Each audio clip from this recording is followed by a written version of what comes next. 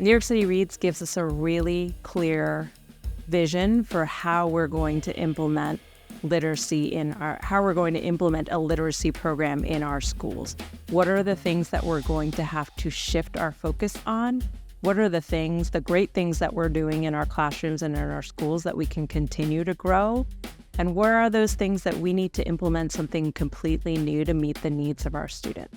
Right. So we are in really, really cool partnership with the Bronx 11 team. Superintendent Chris Vaughn has built a team from district coaches, specialists, head of special education, multilingual learners, and all of them have really doubled down on thinking about what are the best supports for leaders, for teachers, so that every single student is getting what they need, from whether it's phonics and phonemic awareness, deep reading and complex text, more targeted instruction. And so we get to sit and think beside these leaders and think about what are the best supports to meet this moment so that students are genuinely growing in their learning, but also in their excitement and joy around their learning.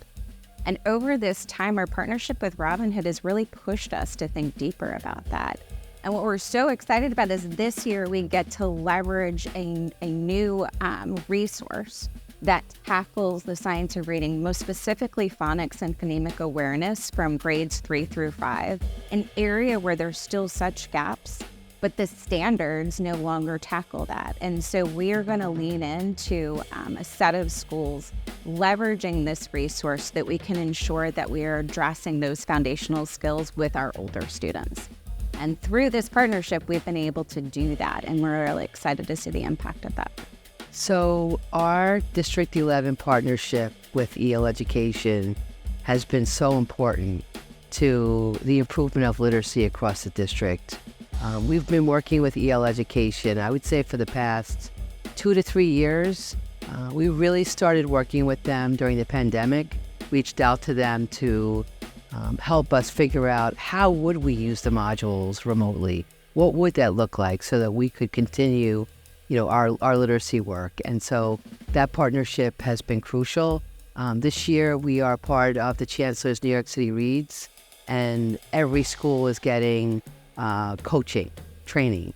And so what this means for our students, for our teachers, is that we're going to put a major focus on literacy, and we're going to continue to, really shift literacy across our schools. And so in the past, what you would see during our literacy blocks would be students engaged heavily in independent reading on their own levels, and now you have that, but you also have kids reading grade level text, which is so important, and also building knowledge through all the different themes that they get access to.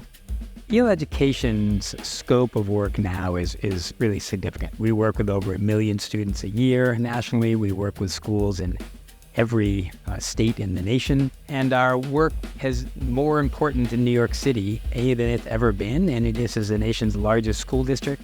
And we are incredibly proud to have been selected to be part of this New York City Reads initiative and to support the historic opportunity to redefine what's possible in literacy for the children of New York City. I want to thank the Robin Hood Learning and Technology Fund for being a lead funder of our innovative product work that we are now using in New York City, especially for pushing us as a thought partner as we integrated technology into our curricular solutions. We couldn't have done that without the support of Learning and Technology Fund, and we now see tremendous opportunity to roll that out at scale in the New York City Reads program.